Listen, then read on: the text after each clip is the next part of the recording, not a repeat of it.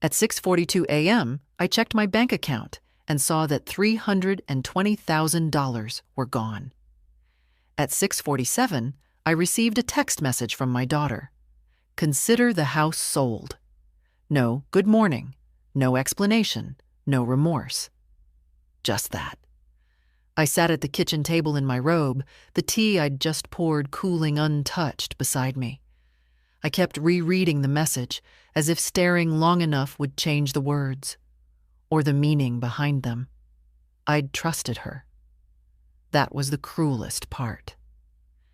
6 months ago, I gave her financial power of attorney. Just in case something happens, she'd said, wrapping her hand around mine like it was still something tender. I was recovering from a fall back then, and it all made sense. It always does. Until it doesn't. The house in question, the one she had now apparently sold, wasn't just some property. It was my house. The one Walter and I bought in 1972 when it still smelled of fresh paint and dry plaster. Where we raised our sons, then our daughter. Where he died, quietly, in the same bedroom we once shared. The house was paid off, kept up, and appraised generously in the last valuation. It had been my security blanket, my one tangible link to everything we built. And now, with one text, she had the audacity to erase it, as if it were hers to erase. The numbers didn't lie. The money from the house sale had hit my account briefly and just as quickly disappeared. Outflows marked transfer to joint account, CJ. CJ, Katherine Johnson, my daughter. I don't remember standing. I just remember the cold of the kitchen tile under my feet and my body moving almost on instinct to the drawer where I kept my records. I was thorough, always have been. Notebooks, printed statements, legal letters. I opened the file labeled Estate Legal and saw the notarized paper with her signature and mine. Power of attorney. Durable. Full. She'd waited. Waited until I was back to walking again, smiling again. Waited until I stopped paying attention. Then she moved. I picked up my phone again and stared at that text. Consider the house sold. The nerve. There was no, "Are you okay?" No, I had to do this because just a decision. A dismissal. The kettle whistled again. I didn't move. In the next room, the morning news played on low volume. Something about a tropical storm brewing off the Gulf. Something about rising prices. I sat down and listened to none of it. Instead, I reached for a pen and started writing down the names of people I needed to call. Not to beg, not to plead, just to begin. Katherine was born in the autumn of 1976, when the leaves in Clarksville turned the color of burnt sugar, and the air smelled like wood smoke and baby powder. She was my third child and my only daughter, and from the beginning, she was different, sharper, more watchful. By the time she was 5, she could mimic my tone better than her brothers could tie their shoes. When she was 10, she called my pork roast predictable. I laughed then. I didn't laugh now. She always had a way of getting what she wanted. With teachers, with friends, with her father. Walter called it charm. I called it something else, though I never dared name it aloud. When Walter passed, it was Katherine who took over the decisions. Not formally, no. My name was still on every paper that mattered. But emotionally, she positioned herself as the voice of reason. "Mom, let's talk about your assets. You shouldn't have to worry about taxes at your age. What if something happened to you? What then?" And it made sense. It always makes sense when it's wrapped in care. I remembered the afternoon she brought the lawyer to the house. "A friend from church," she said. He wore a soft gray suit and carried a folder of papers. They explained it all slowly, gently, as if I were already fading. "It's just a precaution," the man said. "This will help Catherine act on your behalf if there's ever an emergency." I signed, with my favorite pen, no less, and 6 months later, here I was. No emergency, no discussion, just a vanished house and a vanished sum of money, all under the authority I handed her myself. I called the bank next. It took 2 minutes and 3 security questions before I was speaking to a real person. "Yes, Mrs. Johnson, I see the transaction.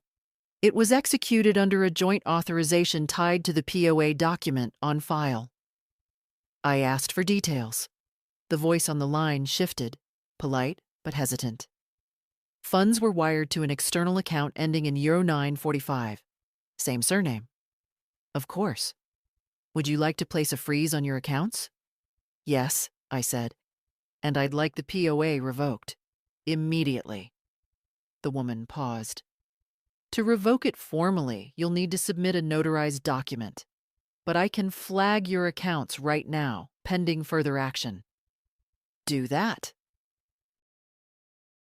I hung up and sat still for a moment, letting the quiet swallow me whole. Outside, a neighbor's dog barked. Somewhere down the block, a car door slammed. The world was going on, unaware that mine had shifted overnight. I opened the second drawer of the desk and took out a thick manila envelope labeled Legal Originals. I kept everything. Walter used to tease me about it. "You'd keep the water bill from 1982 if it had your name spelled right." Maybe I would. Inside the envelope, folded neatly, was the contact information for a lawyer I hadn't spoken to in 7 years. Glenn Hartford. He handled Walter's will and the trust we never ended up using. A meticulous man, quiet but thorough. I dialed the number. It rang 3 times before a young voice answered. "Hartford and Price, this is Lisa. I need to speak with Mr. Hartford. It's urgent. Tell him Helen Johnson is calling." A pause. "Let me check if he's available. 1 moment, please." While I waited, I noticed the framed photo near the phone. Catherine, age 12, holding a spelling bee trophy, standing between her 2 older brothers. I remembered that day. She won by spelling duplicity. The irony did not escape me. A click on the line. "Helen?" Glenn's voice was older, raspier than I remembered, but still steady. "Well, I'll be damned. It's been a while." "Yes," I said. "I'm afraid this isn't a social call." "I figured. What's happened?" And so I told him. Not every detail, not yet. But enough. The money, the house, the text, the need to reclaim what little ground I still stood on. He was quiet for a beat. Then, "Come in this afternoon, 2 o'clock. Bring everything." I agreed, thanked him, and hung up. By noon, I had assembled every document I thought might matter. Deeds, statements, the original POA. I packed them in my old leather tote, the one Walter bought me when I turned 50. It still smelled like cedar and habit. I changed clothes, brushed my hair, and looked at myself in the mirror. My reflection didn't look angry. It looked clear. The law office hadn't changed. Same brass doorknobs, same cracked leather chairs in the waiting room, same clock on the wall that ticked half a second too slow. I'd sat here before, the day we finalized Walter's estate, with my hands folded in my lap and a manila folder under one arm, just like today. Glenn Hartford came out himself to greet me.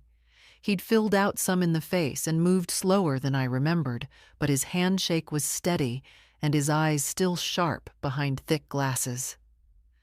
"Let's go to my office," he said, and I followed him down the hallway, lined with framed certificates and dusty bookshelves. Once inside, I placed the tote on his desk and pulled out the file. He waited until I was seated before opening it. I told him everything. No dramatic flair, no trembling voice, just the facts. What I'd seen, what I'd signed, what I'd lost. I even showed him the text. He read it, eyebrows rising only slightly. "That's cold," he muttered. "I raised her better than that," I replied. He looked at me, long and searching. "I believe you." For the next 20 minutes, Glenn went through the paperwork, laying each page carefully on his desk, reviewing it with the quiet precision of someone who'd done this his entire life. When he finished, he sat back in his chair and folded his hands. "You've got a problem, Helen," he said plainly, "but it's not hopeless." "I didn't think it was," I said. "I just needed to hear it." He explained that although Catherine had the legal right to act on my behalf under the power of attorney, it didn't mean she had the right to act against my interests. She'd need to prove that selling the house was in your best interest, not hers, not convenient, beneficial to you. That's a high bar. "Can we get the money back?" "Maybe," he said, "depending on how fast she's moved it. But we'll have to act quickly. I'll file an emergency petition to suspend the POA, freeze any accessible funds, and request a court review." He looked me in the eye. "You'll need to be ready to testify if it comes to that." I nodded. "I am." "And the house?" He sighed. "If it's been sold and transferred, that's a tougher knot." "But if she didn't disclose that it was under a POA or failed to notify you properly, there may be recourse."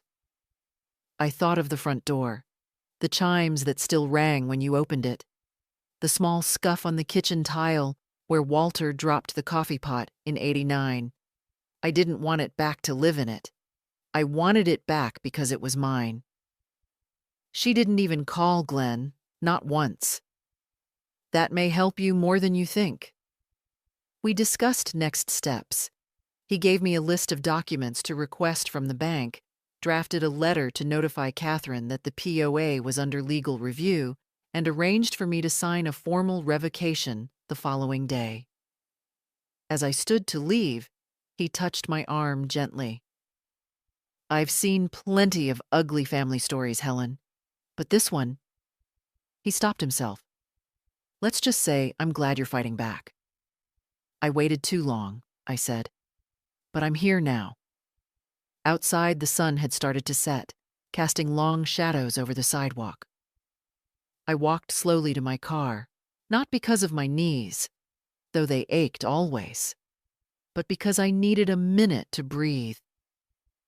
I sat in the driver's seat, hands on the wheel, and thought about Catherine. There would be a response. She wouldn't go quiet. She never had. But this time, neither would I. I didn't hear from Catherine that night. No calls, no texts, no apologies. Just silence, which meant she knew. By morning, the first email came. Not from her, of course, but from a name I didn't recognize. Olivia Beale, attorney at law. The tone was predictable, polite but defensive. Our client, Ms. Catherine Johnson, acted within the authority granted to her. And so on. I read it once, then again, then closed it without replying. I'd already sent Glenn everything. But what caught me off guard wasn't the legal talk. It was the email signature. Representing Catherine Johnson and Charles Johnson. Charles, her husband, my son-in-law. The one who never looked me in the eye when he talked about money. The one who always said, "Well, if it's okay with your daughter," when they needed something. He was in on it too. Not just an accomplice, a beneficiary. My stomach turned, but I kept my face calm as I clicked open my online banking again. The numbers hadn't changed. No new withdrawals, no returned funds. The $320,000 was still gone, funneled away in a morning as if I'd simply misplaced it. At 10:12 a.m., I called the financial advisor Catherine had pushed on me last year, a polished man named Bryce who once gave me a Christmas basket filled with dried apricots and expensive crackers. He answered on the second ring. "Mrs. Johnson, so good to hear from you. I hope everything is—" "I need a list of every transaction Catherine has initiated through your office since March," I interrupted. There was a pause. "Well, I'd have to check what I'm authorized to share under the POA agreement." "It's been revoked," I said. "You'll be getting notice of that shortly. In the meantime, I'm requesting the records, as the account holder." He cleared his throat. "Let me speak to legal and get back to you." "You do that." I hung up before he could stall further. Then I picked up the landline and called the bank again, this time asking for the fraud department. I wasn't reporting fraud, not exactly, but I wanted everything documented. Everything Catherine touched, signed, transferred. Every login, every withdrawal. "I want the names," I told the woman on the line. "The devices, the IP addresses. I don't care how small." She promised a report would be generated. By noon, I was sitting at my kitchen table, papers spread out like a battlefield map. Statements, emails, property records, even old tax returns. I wasn't looking for more betrayal. I'd found enough of that. I was looking for the pattern. And it was there. Quiet transfers. A property line I didn't remember approving. My name on a joint title for a condo I'd never seen. All signs of a long game. She'd been planning this for months, maybe longer. A knock at the door pulled me out of the fog. I opened it to see my neighbor, Rosa, 83, brisk as ever, holding a container of soup. "You looked tired yesterday," she said. "So I brought you lentils. They fix everything." I took the container with a small laugh. "Thank you, Rosa." "You didn't have to." She waved me off. "I saw your daughter here last week. Didn't look happy." "Neither was I said quietly. She narrowed her eyes. "She's still trying to run your life?" I didn't answer. I didn't need to. Rosa sighed.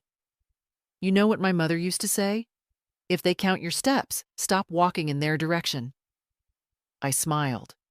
"That's good advice." "You need anything, I'm next door. And I mean anything. You hear me?"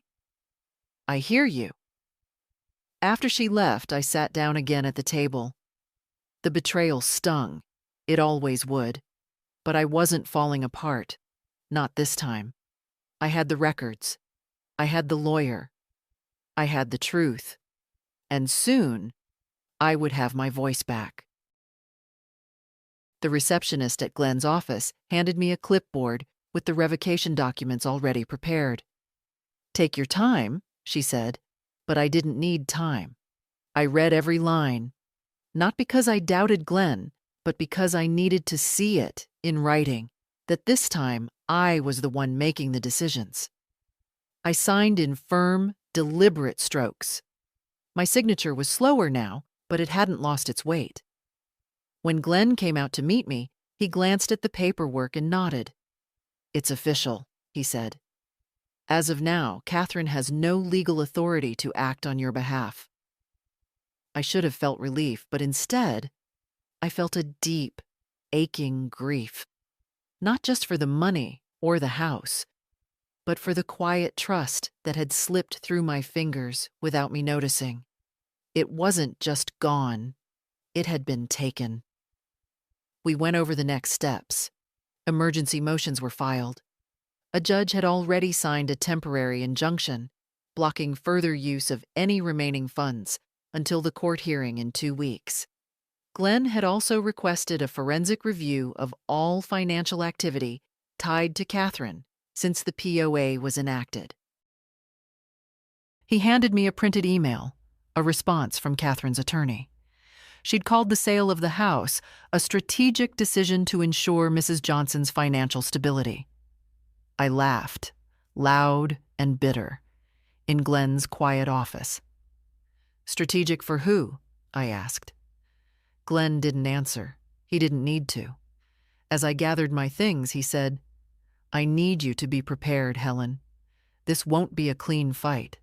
They'll try to turn this into a misunderstanding. Say you were confused or ill. Maybe even frame it as an act of love." I looked him straight in the eye. They've already made it an act of war. Back home, the house felt smaller, not because of the space, but because of the silence. Catherine used to call every Sunday. Even when it became performative, it was something. I kept expecting the phone to ring. It didn't. At 4 p.m, I opened the drawer where I kept my letters. Real letters. Written by hand, not typed or tapped. I pulled out one from Catherine, dated 2003.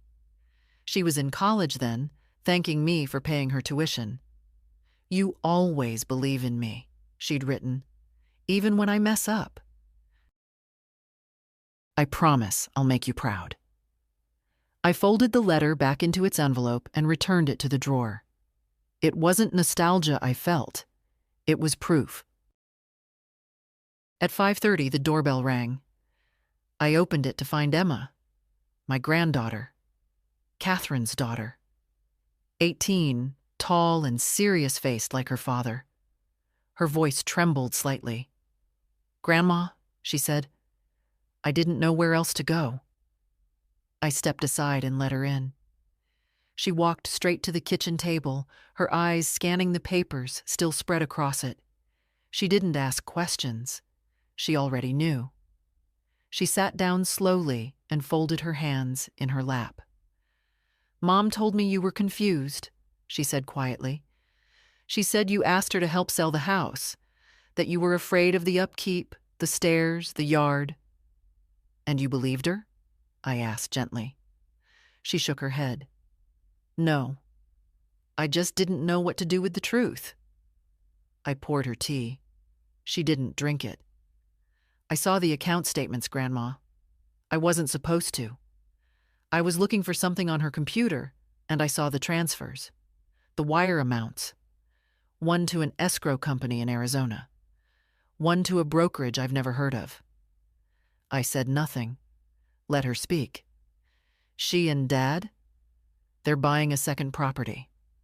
Not for you. For themselves." She said it's an investment, but I heard her on the phone yesterday. She said, "Once the rest clears, we can close the Tahoe place by next Friday." Emma looked up at me then, her eyes wet. "I don't want to be part of this. I'm not asking for anything. I'm sorry." I reached across the table and took her hand. "I know you're not them," I said. "And I know you didn't ask for this." She stayed a while. Told me about school. About her part-time job at the cafe. About a boy named Milo who writes terrible poetry but makes her laugh. When she finally left, I watched her walk down the driveway, back straight, head low. And I felt, for the first time since this began, something close to hope. Because someone in this family still knew the difference between right and wrong. By sunrise the next morning, my inbox held 3 new messages. The first was from the bank's security department. Request for account access via mobile device denied, flagged as unauthorized.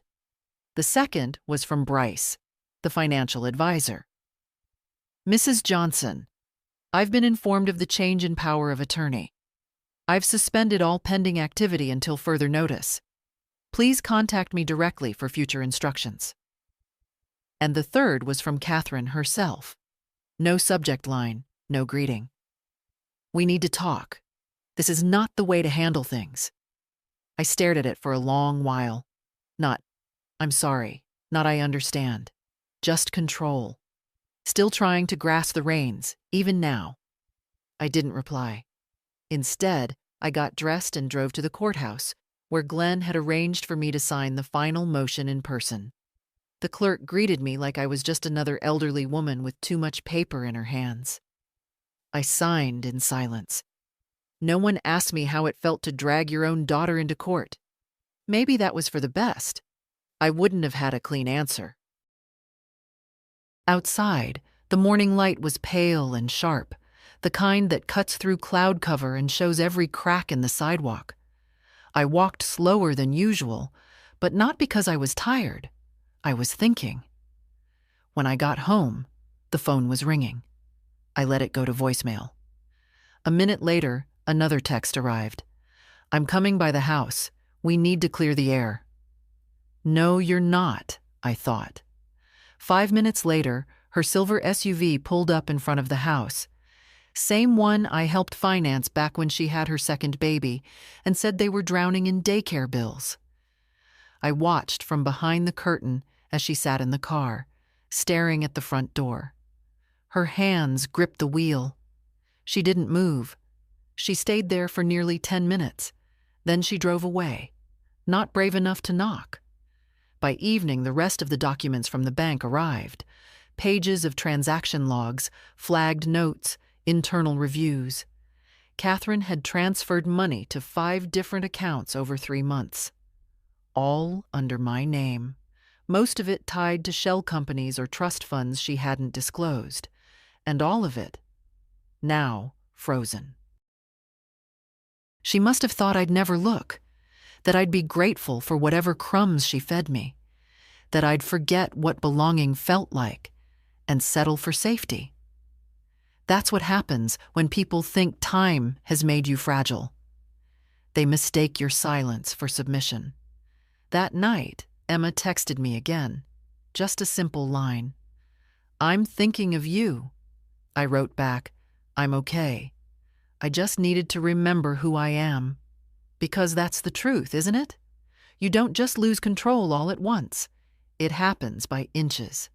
You hand over one decision, then another, then one more, because it's easier, until one day you wake up and your name is just ink on someone else's paper. But not anymore. The next morning, I drove to the county records office and requested a property title search on my name. I wanted to see what else they'd tried to leverage. What other stones had been moved while I wasn't looking. The clerk, a kind woman in her 50s, printed the records without fuss. There was the house, marked as sold by POA. There was the joint condo title in Phoenix. And then, a second mortgage application on my former home. Filed the same day the sale closed. Signed, submitted, approved.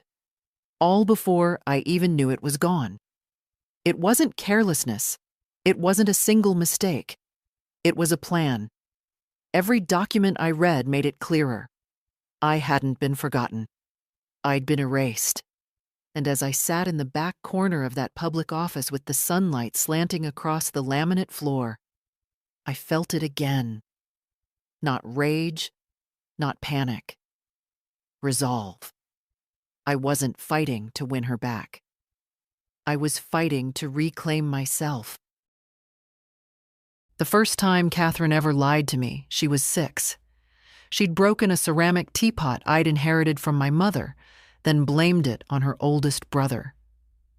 I knew it was her. The guilt was written all over her face. But I let it go. Told myself it was harmless, that children test boundaries, that truth would come in time. It didn't. It just got cleverer. That memory floated into my mind as I sat across from Glenn again, 2 days after the injunction was filed. He'd spread out the financial documents I'd collected, the bank logs, property filings, trust declarations, wire transfers. "She's thorough," he said. "I'll give her that." "She's deliberate," I corrected. "There's a difference." He tapped a sheet of paper. "This account here, a holding firm called Vantage Rise LLC. It's not just a shell. It's active. Looks like she's using it to move money between investments. High risk, high yield." With my name behind it, I said. Exactly. I sat back in the chair. The weight of it all was enormous, but I refused to let it crush me. I want it all reversed, Glenn. Every last cent she moved in my name. I don't care how long it takes. You'll have it, he said. But Helen, this is going to get uglier before it gets better. I nodded. Let it.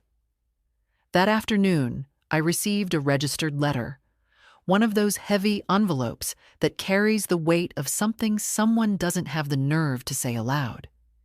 Inside was a statement from Catherine's attorney. It was titled, plainly, Intent to Challenge Revocation of Power of Attorney. The pages that followed were a mix of polished legalese and soft insinuations.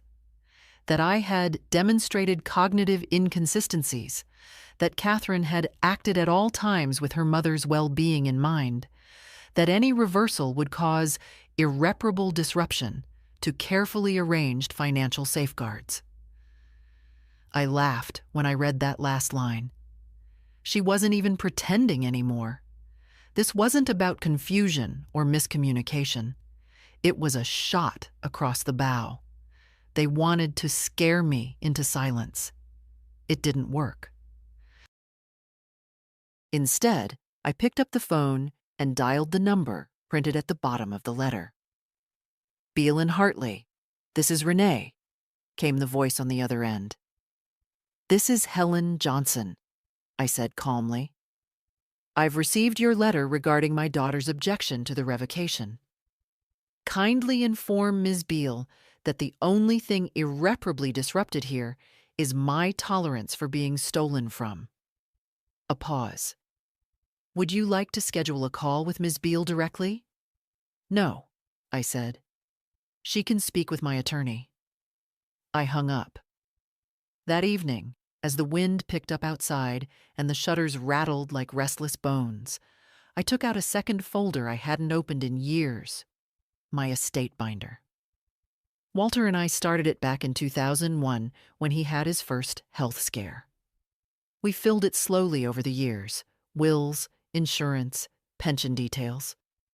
I'd updated it after he died but hadn't looked at it closely since. Now, I read through every page. Not because I planned on dying anytime soon, quite the opposite, but because, for the first time in a long time, I understood that planning to live also meant planning for after. I flipped past the old will, the one that left everything equally to the children, and stopped when I saw Emma's name. It appeared once. A mention of a savings bond. That would change. She was the only one who hadn't turned away. The only one who came not to explain or defend, but to listen. That night, I called Glenn again. I want to change my will, I told him, and I want to establish a trust. Separate, protected, irrevocable. Name the beneficiary? He asked. I didn't hesitate. Emma Johnson. We arranged to meet the next day. After the call, I sat by the window for a while, watching the porch light flicker across the empty street. No apology had come. No knock at the door. Just silence. But that was fine. Sometimes, silence is just another kind of answer. The kitchen faucet had started leaking again. It was a quiet, rhythmic drip. Soft enough to ignore if I closed the door, but steady enough to get under my skin if I didn't. Walter used to fix things like that before they became problems. He'd lay a towel on the counter, spread out his tools like a surgeon, and hum quietly as he worked. He's been gone 13 years. I've gotten used to hiring strangers. That morning, I called a plumber. A young man arrived an hour later, polite, competent, and done within 20 minutes. As he was packing up, he paused by the doorway. You live here alone, ma'am? I nodded. He hesitated. It's a nice house. Doesn't look like it's changed hands in decades. It hasn't, I said. Not willingly. He gave me a puzzled look, but didn't ask. I paid him in cash and closed the door behind him. Funny how it's the little things. A leak, a familiar voice on the radio, the smell of floor polish, that make a house feel more like yours than any title deed ever could. I walked through the rooms slowly, letting my fingers trail along the furniture. Everything I owned had a story. The old writing desk in the living room had been my grandfather's. The china cabinet came from a thrift shop Walter found on a rainy afternoon in '88. Even the rug by the front door, frayed at the edges, faded in the middle, had seen more than most people ever would. That's what Catherine didn't understand. She saw this house as a box, 4 walls with equity. She'd never once looked at the way the afternoon light hit the staircase, or how the air changed after baking bread. She didn't just take my home. She dismissed its memory. At noon, Emma stopped by again. She knocked gently, holding a bag from the cafe where she worked. "Figured you hadn't eaten," she said, handing me a croissant and a lukewarm latte. We sat in the kitchen, the faucet now mercifully silent. She watched me for a long moment before speaking. "Mom's angry," she said finally. "Really angry." I stirred my coffee. Angry that I stopped her, or that I noticed? Both. She hesitated. "She told Dad you were being manipulated, that some lawyer had filled your head with paranoia." I smiled without humor. "It's strange how the people who manipulate you always assume you're the one being misled. She also said you're unstable." I turned my head sharply, but Emma looked away, ashamed even to repeat it. "I'm sorry, Grandma. I know it's not true." I reached across the table and touched her hand. "I'm not angry at you, darling. You're just the messenger." She exhaled. I told her I didn't believe it, and that if she wanted to talk about you like that, she'd have to do it without me in the room. That made my throat tighten. I never wanted Emma to choose sides. But maybe it wasn't about sides. Maybe it was just about choosing decency. After she left, I sat with that phrase, unstable, echoing in my head. That's how it always begins, isn't it? Dismissal cloaked as concern, doubt disguised as care. She's tired. She's confused. She's not what she used to be. As if age itself were an indictment. They say time humbles you. And it does, in ways you can't imagine when you're young. You lose names, grip strength, the sharpness of sight. But time also clarifies. It scrapes away the fluff. You see people for who they really are, who always needed something, who never looked back, who only called when the check was late. And who, even when it cost them nothing, still chose not to love you. I remembered how Catherine used to ask me what I wanted for my birthday, then buy something else entirely. "This felt more you," she'd say, like my own voice didn't matter. Maybe it never had. That night, I made soup, just for myself. No extra portions. No leftovers in Tupperware for the kids. Just one bowl, one spoon, one woman at the table. And for the first time in years, I didn't feel lonely. I felt entire. The call came just after 8 p.m. Not from Catherine, from Charles. He hadn't called me in years. Even when Walter died, he sent flowers instead of showing up. "Tied up at work," he said back then. Always the polite deflections, the smooth deferrals. Catherine liked to pretend he wasn't involved in the finances, that she ran the ship and he just smiled from the deck. But I always knew better. I let it ring once, twice. Then answered. "Charles," I said, flat. "Helen." His voice was too bright, too careful. "I thought we could talk. Just you and me." "Is that so?" A pause. "Catherine's upset. She feels blindsided. You two have always had such a close bond." I didn't reply. He cleared his throat. She's worried this legal path you've taken might permanently damage the family. There it was. The subtle guilt draped in diplomacy. Charles, I said slowly, did you know the house was sold before I did? The silence on the line was answer enough. I signed the authorization, he admitted finally. But I thought you'd approved it. Catherine said, "Don't finish that sentence," I interrupted. You knew what you were signing. You always know. You just never want to be the one holding the matches when the fire starts. I didn't mean to upset you. But you didn't mean not to either. He sighed, long and theatrical. Look, we can still fix this. Maybe we all got carried away.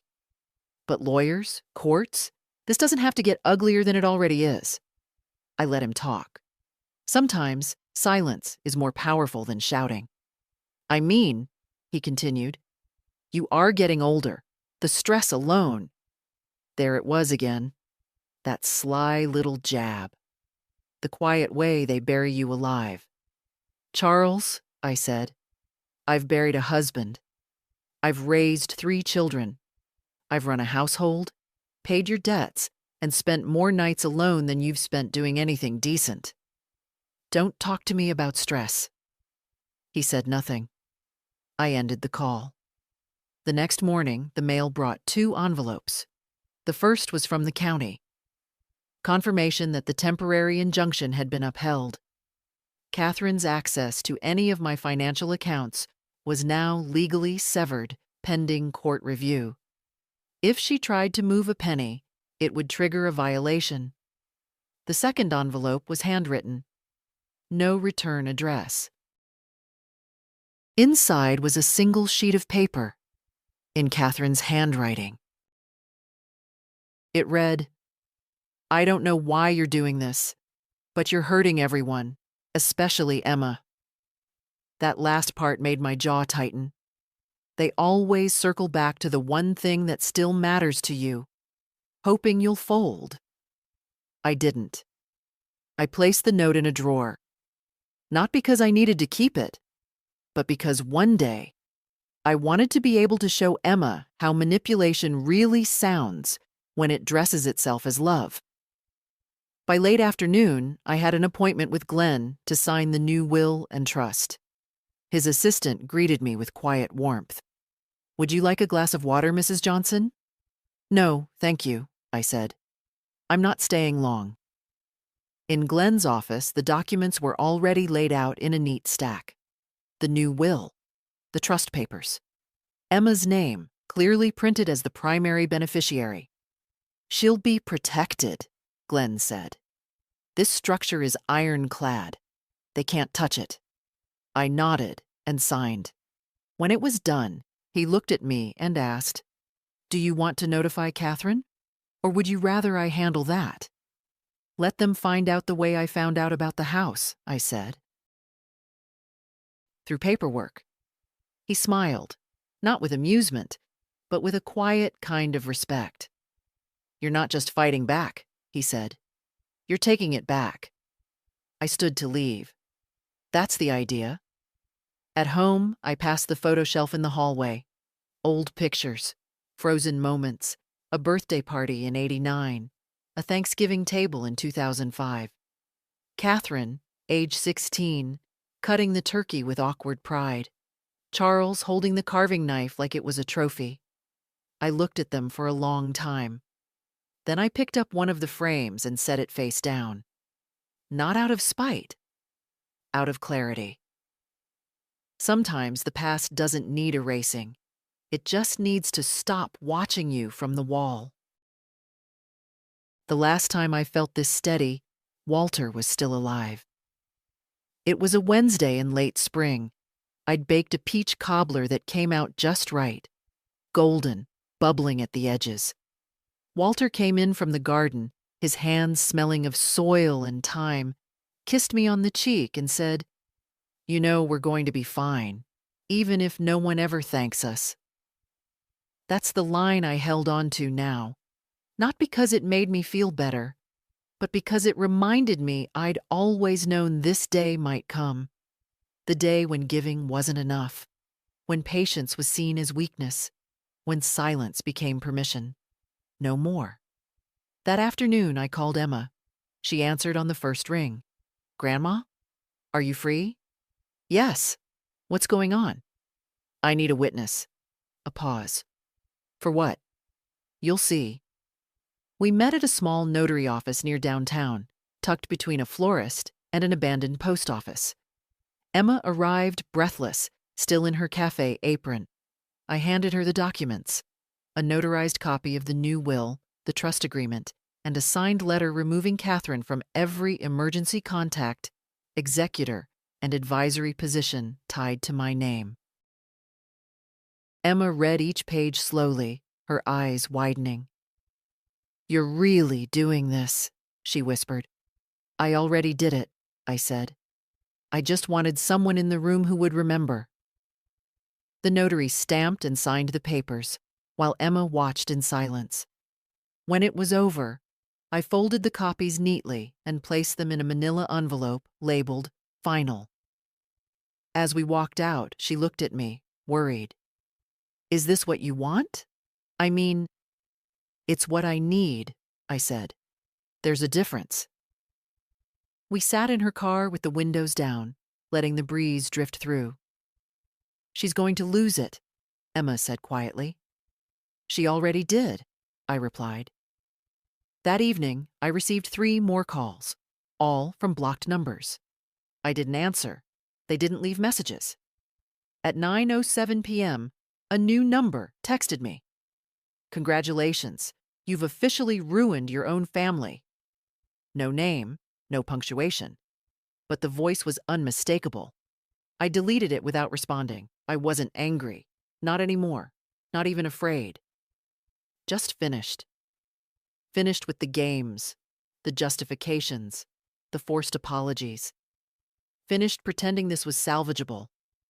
Some things aren't meant to be mended. Some things are just meant to be ended.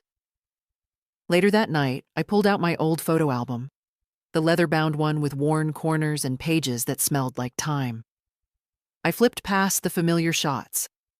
Birthdays, camping trips, graduations. Catherine in braces. Charles in sunglasses.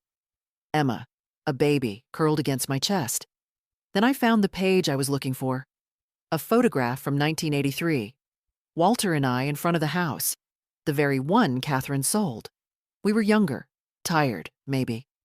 But we were proud. We'd just finished repainting the shutters. I was holding a brush. He was grinning, sweaty and covered in specks of white. Behind us, the porch glowed in the sun. Ours. I traced my fingers over the image and whispered to the room, "It mattered." Because it did. Because even if they stripped away the deed and siphoned the money and buried the paper trail under 100 lies, it still happened. We built something. We loved something. And that can't be undone. Not by greed. Not by lawyers. Not by a daughter who lost her way. The panic came swiftly once they realized I wasn't bluffing. It started with a voicemail from Catherine, her voice high and tight, straining for calm. "Mom, can we please talk? I don't know what Glenn is telling you, but this isn't how families handle things. It's gotten out of hand. Just call me, please." I didn't. The next day, my bank manager left a message too. Apparently, Charles had attempted to access one of the frozen accounts using an old digital login. The system flagged it immediately and locked them out. "We've documented the attempt, Mrs. Johnson. Would you like us to escalate?" "Yes," I said. By noon, Glenn had filed a formal violation notice. Charles's little experiment would now be part of the court record, along with every other accidental oversight they'd hoped I wouldn't notice. They were unraveling, and they knew it. At 3:45 p.m., the doorbell rang. I didn't need to check the window. I already knew. Catherine. I opened the door slowly. She stood there in oversized sunglasses and a scarf around her neck, like she thought she could disguise disgrace. Her expression flickered between contrition and calculation. "Can I come in?" she asked, voice low. "No," I said. She blinked. "Mom." I said no. She glanced over her shoulder at the street. "We need to talk. Privately." "There's nothing left to talk about. You made your position clear. You're blowing this out of proportion." That made me laugh, not loud, not sharp, but cold. I stepped outside and closed the door behind me, keeping her on the porch where the neighbors could see. I'd learned by now. People like Catherine don't like an audience. "You stole from me," I said quietly. "That's not a misunderstanding. That's not confusion. That's theft." Her jaw tightened. "It wasn't like that. You sold my house behind my back. You emptied my savings. You lied about everything. And when I asked for nothing but honesty, you gave me silence." She took off her sunglasses. Her eyes were red. I couldn't tell if it was from anger or effort. "I thought I was helping," she said. "No. You thought I wouldn't notice, and then you thought I wouldn't do anything about it." A pause. Then, "Do you know how hard it is to juggle everything? The bills, the kids, Dad's investments, the market? You've never understood what it's like." I stared at her for a long time. "I raised 3 children while working double shifts. I paid for your college, your first car, your first mortgage. I took care of your father when he was dying and buried him without asking anyone for a dime." I stepped closer. "What you don't understand is that I chose to help. I was never obligated. I gave, and you mistook that for permission to take." She looked down. "You know what's worse than the theft?" I said. "You didn't even have the decency to be ashamed." "I am ashamed," she snapped. "No," I said. "You're exposed. It's not the same thing." She blinked again, furious now, but floundering. "So that's it? You're cutting me off? Your own daughter?" I didn't answer right away. I looked past her toward the street. A woman across the way was watering her front garden. 2 boys rode past on bicycles, their laughter carried by the wind. Life, small, simple, was still going on. "Yes," I said at last. "I am." Catherine opened her mouth, but nothing came out. "Emma is still welcome," I added. "But you are not entitled to my name, my money, or my forgiveness." I turned and walked back inside, shutting the door gently behind me. No slamming, no yelling, just done. That night, the house was still. I brewed tea, lit a single candle, and sat in the living room with the windows open. The summer air drifted in, warm, humid, scented faintly with cut grass. I thought of Walter. What would he say, seeing all this? Probably something simple, something quiet. You did what you had to. And I had. I wasn't bitter, not really. I was just done pretending that kindness buys loyalty, that love is a leash, that silence is safety. Some lessons come late, but they still count. The next morning, I changed the locks. Not because I thought she'd come back with a key, though she might have, but because I wanted to do it myself. I stood on the porch in the sunlight, screwdriver in hand, hands steady despite the ache in my knuckles. The metal clicked into place with a sound that felt final, like punctuation. When I stepped back inside and closed the door behind me, the latch sounded different, cleaner, like the house could finally exhale. Glenn called just after lunch. "They've filed a formal countermotion," he said, "attempting to delay the hearing, claiming you're being manipulated, pressured by counsel." I smiled. Let them. He sighed. It's going to get more personal now, Helen. They're not going to argue facts. They're going to argue you, your memory, your state of mind, your reliability. Be ready for that. I've been underestimated before, I said. They can join the list. He chuckled, but it was tight at the edges. We'll get through it. We already are. That afternoon, I went through every drawer in the house, not out of paranoia, out of clarity. I wanted to see for myself what remained and what could go. Receipts, expired insurance cards, letters I hadn't opened. I filled 2 garbage bags and set them outside. Then I opened the drawer where I kept old birthday cards. There they were. Years and years of them. Love you, Mom. You're the best. Thanks for always being there. I kept reading them, one by one, until they blurred into something meaningless.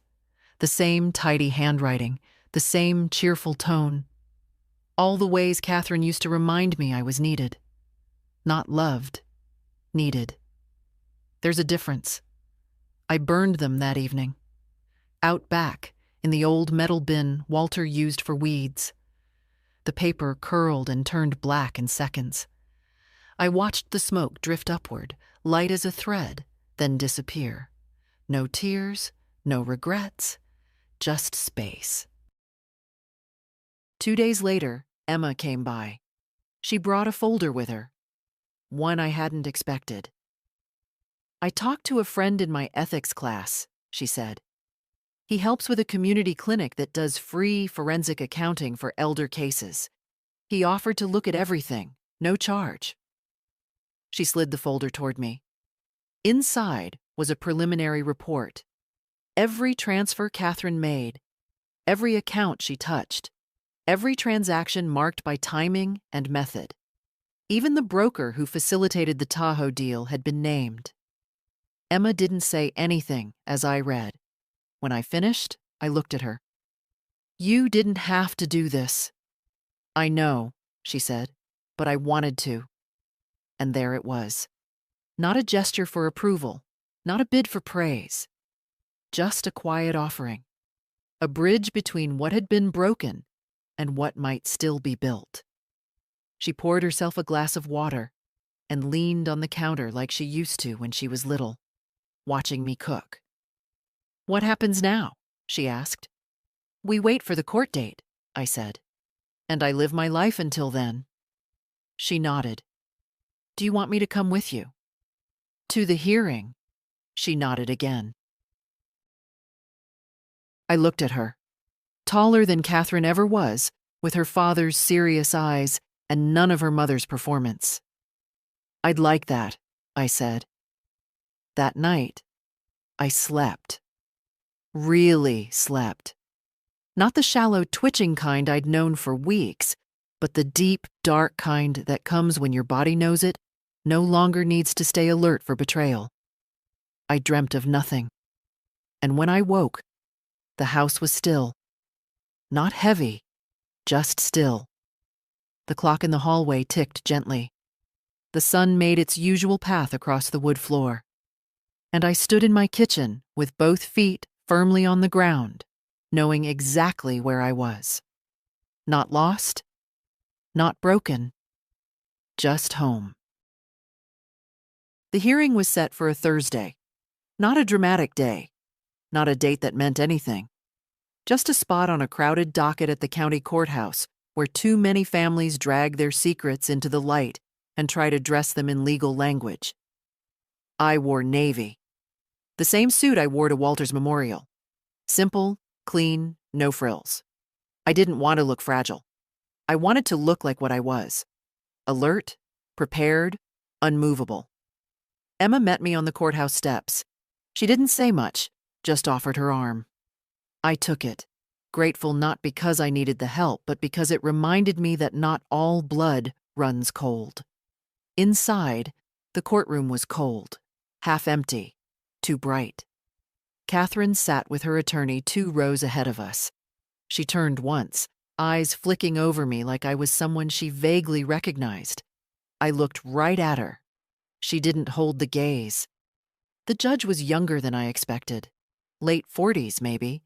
Sharp suit, sharper eyes. She opened with pleasantries. A brief outline of the case, the motion, the counter-motion, then asked Catherine's lawyer to speak. And speak she did. She painted Catherine as a devoted daughter, sole caregiver, primary financial organizer, and deeply concerned family member. She used the phrase mental fatigue more than once and implied, gently but deliberately, that I had perhaps misunderstood the financial decisions made on my behalf. I didn't flinch. Glenn rose when she finished. His tone was dry, precise, a scalpel. He presented the forensic report, the shell companies, the brokerage accounts, the timeline, the documentation, each piece layered until the picture was unmistakable. This was not care, he said. It was calculation. Then the judge turned to me. Mrs. Johnson, would you like to speak? I stood. My knees didn't shake. I'm 78 years old, I said. And yes, I forget things sometimes. I lose words, burn toast, get tired walking up the stairs. But I did not forget who owns my name. I did not forget who paid for the roof over my head. I did not forget that trust is not something you use. It's something you honor. I paused. The room was quiet. Not courtroom quiet. Human quiet. I gave my daughter power because I believed she would protect me. She used it to erase me. She took what she could and hoped I wouldn't notice. And when I did, she told me I was confused. I looked directly at Catherine. I'm not confused. The judge nodded. Thank you, Mrs. Johnson. And that was that. We didn't wait for the ruling. Glenn said we'd be notified by mail within the week. As Emma and I stepped back outside into the blinding sun, I breathed easier than I had in months. Proud of you, she said. Not proud, I replied. Just done being quiet. She drove me home. We didn't speak much, just soft music on the radio, the kind Walter used to hum along to when he was fixing the car. When we pulled into the driveway, Emma leaned her head back against the seat. She looked shaken, she said.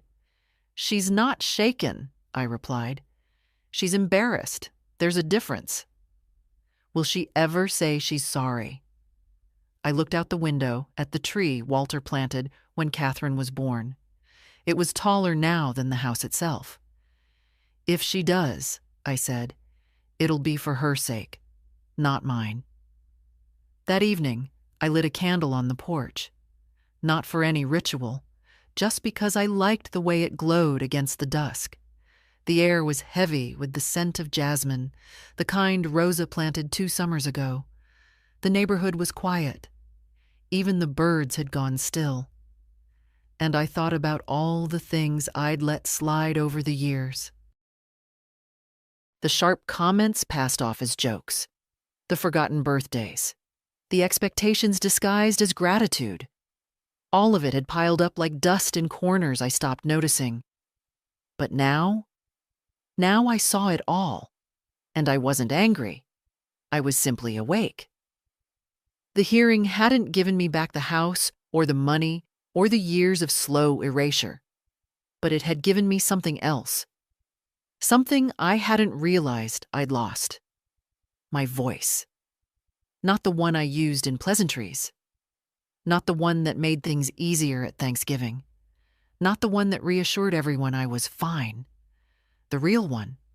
The one that said, "This is mine, and you don't get to touch it." The official ruling arrived in a plain envelope with no ceremony, no warning. Glenn had called earlier in the week and said we should expect it soon. It'll be formal, direct, probably underwhelming considering what it means. He was right. It came on a Friday, just past noon. I'd just taken a pie out of the oven. Peach, because that's what Walter always asked for in September. And the house smelled like sugar and memory. I set the envelope on the counter beside the cooling rack and stared at it for a full minute before opening it. The language was dry. Words like plaintiff, revocation sustained, fiduciary breach, nothing personal, nothing emotional, just confirmation that the court had ruled in my favor. Catherine's power of attorney was not just voided, it was deemed abusive in application. The judge cited evidence of intentional misappropriation of funds, disregard for fiduciary duty, and a pattern of deceptive behavior. She wrote, "The court finds sufficient cause to not only uphold the revocation of authority, but to recommend that the matter be reviewed for potential civil restitution proceedings." In other words, they may have to pay, not just apologize, not just make amends in name only, but return what they took. I folded the paper carefully and placed it in the black folder marked Estate. Active. Not to forget it, to remember it, in case anyone, someday, tried to say it hadn't happened. Glenn called that evening. He didn't ask how I felt. "Next step," he said, "is to pursue recovery, if you want it." "I do," I said. "Good. I'll start the paperwork." He hesitated before hanging up. "You were calm in there, at the hearing, steady." "I've had practice," I said. He chuckled. "I believe you." That weekend, I finally cleared out the last room upstairs, the one we used to call the sewing room, even though I hadn't threaded a needle in years. It had become storage, old photo albums, bags of winter coats no one wore, a bin full of Catherine's childhood trophies and drawings she never came back for. I opened it one last time. A watercolor from second grade. My mommy and me, stick figures with giant smiles. Underneath, in careful little letters, she makes the best toast and never yells. I set it aside. Next, a ribbon from a spelling bee. I remembered the word she'd won with, duplicity. The irony still made me smile, not bitterly, just knowingly. At the bottom of the box, I found a birthday card from years ago, one I hadn't seen before. Maybe it had fallen. Maybe I'd put it away in a rush. It said, "I don't say this enough, but I admire you. Everything you've done for this family. I hope one day I'm half the woman you are." It wasn't signed. But I recognized the handwriting. Catherine's. I didn't cry. I just folded the card and placed it on the top shelf, behind a small stack of Emma's old books. Not everything needs to be destroyed. Some things are just meant to be left behind. On Sunday, I walked down to the church for the first time in months. Not for a sermon, just to sit. The doors were open, and the late light slanted across the pews like spilled honey. I sat in the fourth row, where Walter and I used to sit. He liked being close enough to hear, but far enough to leave early without causing a stir. I didn't pray. I didn't ask for anything. I just sat in the quiet and let my breath settle. That's what no one tells you about grief. It doesn't just follow death. It follows betrayal, the end of trust, the loss of illusions you clung to for decades. But it also makes room for new choices, new boundaries, new peace. When I got home, Emma was waiting on the porch. She stood when she saw me, hands in the pockets of her jacket. "Court letter came," I said. She nodded. I figured. They ruled in my favor. Her face broke into relief. "Good." "That's good." I sat beside her. "She won't stop," Emma said after a moment. "Even if the court said no, she'll twist it, make herself the victim, try to make me choose again. You already chose, I said. She looked down. What if I want to forgive her someday? Then do, I said. Forgiveness is yours to give. But access, that's earned. And you don't owe anyone a second chance at your boundary. She looked at me for a long time. You don't hate her, she said. It wasn't a question. No, I said. I just finally believe her. That's the thing about betrayal. It's not the lie that breaks you. It's the moment you realize the lie wasn't an accident. Catherine had made her choices.